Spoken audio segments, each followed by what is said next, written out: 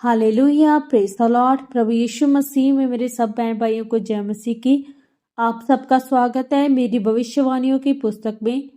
आज का ये सामर्थी वचन परमेश्वर के दास प्रेरित अंको यूसुफ नरूला जी के द्वारा लिखा गया है और हमारा ये विश्वास है कि जब आप इस पवित्र वचन को सुनेंगे तो आप आत्मिक ज्ञान में बढ़ेंगे और आप अपने जीवन में अपनी टेस्टमनी को हासिल करेंगे। तो पूरे विश्वास के साथ पवित्र वचन को पूरा सुने। आज का पवित्र वचन, एक औरत कैसे सफल बन सकती है। जैसा कि परमेश्वर के पवित्र वचन नीति वचन 31 अध्याय उसके 31 वचन में लिखा हुआ है, उसके हाथों के परिश्रम का फल उसे दो और उसके कार्यों से सभा में उसकी प्रशंसा होगी। मेरे प्रियो, बाइबल बताती है कि जब परमेश्वर ने इजरायलियों की दुहाई को सुना और उनके परिश्रम, उनकी चीख पुकार को सुना, तब परमेश्वर ने मूसा को कहा, मैंने उनकी प्रार्थना को सुना है। मैं तुझे भेजता हूं कि तू मेरे लोगों को छुड़ा और उस जगह पर लेकर जा जो मैंने उनके लिए तैयार की है, जहां दूध और शहद की नदियां बहती हैं। एक मजदूर, एक ऐसी जाति जो इतनी व्यस्त हो चुकी थी, इतना दुखी और कमजोर हो चुकी थी कि वो सभी परमेश्वर को भूल गए थे। तब परमेश्वर ने उनकी प्रार्थनाओं को सुना और मूसा के द्वारा परमेश्वर ने उन्हें छुड़ाया। मेरे प्रियो, जब आप आत्मिक काम करते हैं यानी कि परमेश्वर के काम करते हैं, तब शैतान आपके खिलाफ खड़ा होता है।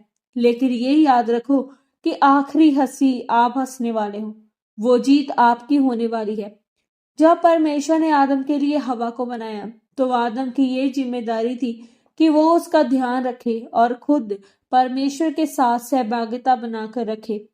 अगर एक धर्मी औरत घर में आलसी है तो उस घर का कुछ नहीं हो सकता और उस घर से गरीबी कभी खत्म नहीं हो सकती, फिर चाहे उस घर में कितना भी पैसा आए। इसीलिए मैं आपको बताना चाहता हूँ कि यदि कोई व्यक्ति अपने परिवार में, फाइनेंस में, अपनी मिनिस्ट्री में बढ़ता है तो वो इत्तेफाक से नहीं बढ़ता है। हर एक व्यक्ति के बढ़ने में और ना बढ़ने के पीछे एक विशेष कारण है। आप मेहनत नहीं करना चाहते हैं, उस गरीबी में रहकर अपने बाप, अपने भाई को पोसना चाहते हैं। अगर आपके किसी चीज की जरूरत है, किसी बिजनेस को खड़ा करने के लिए बहुत सा पैसा चाहिए, तो आप मत करो। अगर आप थोड़े से पैसों से बिजनेस को खड़ा नहीं कर सकते तो ज्यादा पैसों से भी आप खड़ा नहीं कर सकते हैं।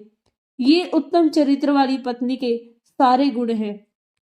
पवित्र बाइबल में लिखा है, शोभा तो झूठी और सुंदरता व्यर्थ है, परंतु जो स्त्री यहोवा का भय मानती है उसकी प्रशंसा की जाएगी। आप आमीन आमीन बोलकर आगे नहीं बढ़ सकते हैं, आलसी होकर, बोझ डालकर नहीं बढ़ सकते हैं।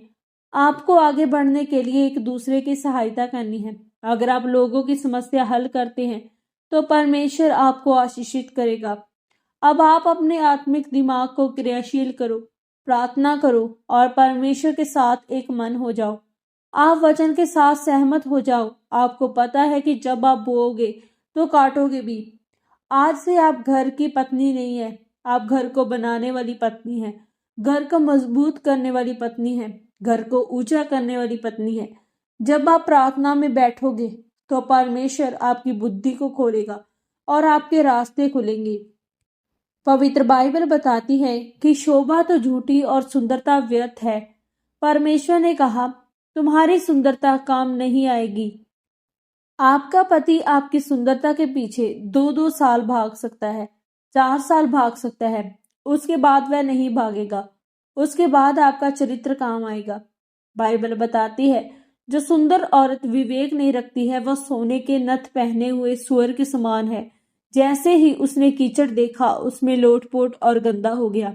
इसीलिए मेरे प्रियो, मैं आपको बताना चाहता हूँ कि आप आलसी ना बने।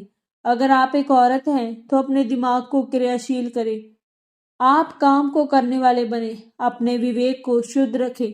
तब परमेश्वर आपको आशीषित करेगा और आपको आपके परिवार में आनंदित रखेगा। आमीन। अंगीकार। सर्वशक्तिमान परमेश्वर, इस वचन के लिए मैं आपका धन्यवाद करती हूँ। परमेश्वर, मैं अंगीकार करती हूँ कि मैं अपना जोर, अपनी ताकत नहीं लगाऊंगी और सिर्फ आप में बनी रहूंगी। क्योंकि आपने कहा कि जो डाली मुझ में बनी रहती है वह अपने आप फलती है। आप मुझे अनुग्रह दें। प्रभु यीशु मसीह के सामर्थी नाम में हम मांगते हैं। आमीन, आमीन और आमीन। आज के इस पवित्र वचन के पढ़े और सुने जाने के द्वारा परमेश्वर आप सबको बहुताई से आशीषित करे। सबको जय मसीह की।